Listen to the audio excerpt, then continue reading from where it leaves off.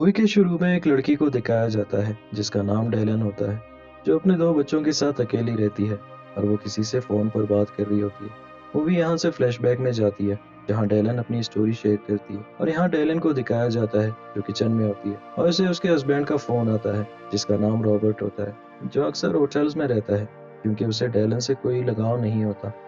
और डेलन अपने बच्चों की वजह से ये सब बर्दाश्त करती है। लेकिन एक दिन डेलन को एक अननोन लड़की का फोन आता है। जब डेलन उसका नाम पूछती है तो वो लड़की बिना कुछ बताए फोन बंद कर देती है। और जब डेलन रॉबर्ट को फोन करके उससे उस लड़की के बारे में पूछती है तो रॉबर्ट रात को उसके पास आकर उसे बताता है कि वो लड़की उसकी गर्लफ्रेंड है, जिससे डेलन बहुत उदास हो जाती है। लेकिन अपने बच्चों की खातिर रॉबर्ट को कुछ नहीं बोलती। लेकिन जब रात को रॉबर्ट उसके साथ सोता है तो वो कुछ फील नहीं करती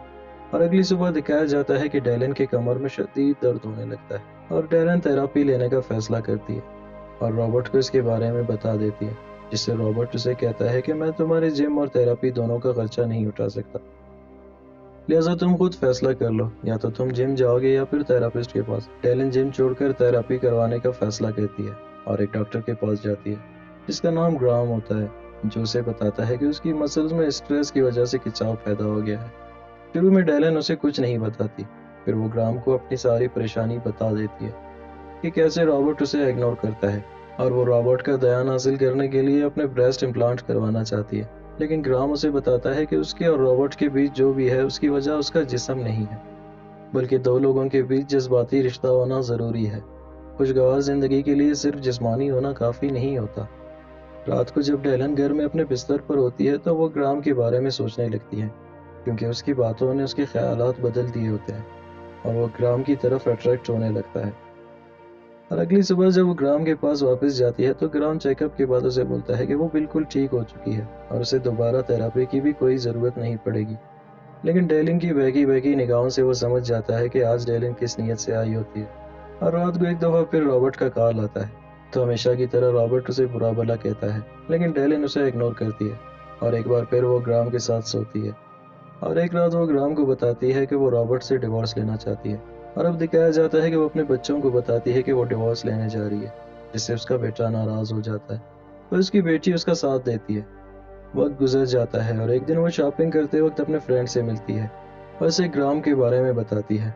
उसका फ्रेंड ग्राम को पहले से ही जानती है। वो डेलन को बताती है कि ग्राम उसे धोखा दे रहा है क्योंकि वो पहले से शादीशुदा है और उसके बच्चे भी हैं। और अब दिखाया जाता है कि डेलन ये सब साबित करने के लिए ग्राम के पास जाती है, पर ग्राम के पास कहने को कुछ नहीं होता।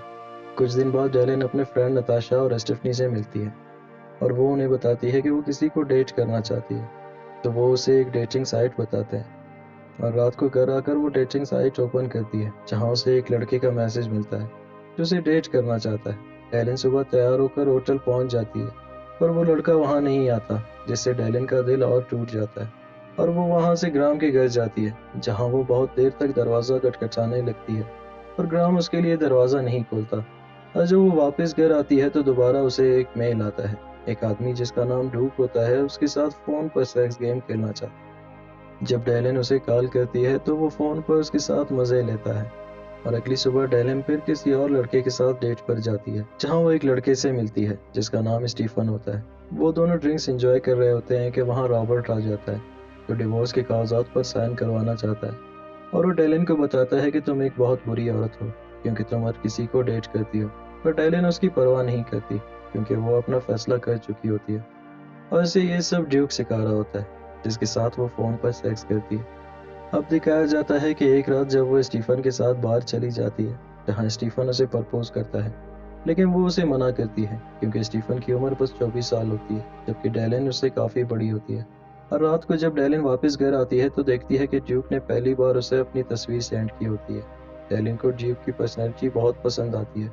और वो उससे काफ़ी इम्प्रेस्ड होती है और डेलन रात को रॉबर्ट को कॉल करके बच्चों का ख्याल रखने को कहती है ताकि वो खुद ड्यूक से मिलने जा सके।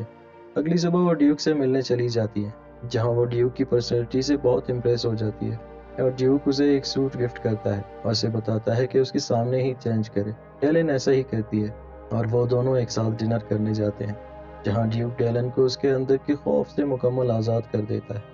और उसे उसके बारे में बहुत कुछ समझाता है, जिससे डेलन बहुत कॉन्फिडेंट फील करती है और रात को वो दोनों क्वालिटी टाइम गुजारते हैं। और जब डेलन वापस जाने लगती है तो वो मुकम्मल तौर पर एक पुरएतमाद और कामयाब ज़िंदगी गुजारने के लिए मोटिवेटेड होती है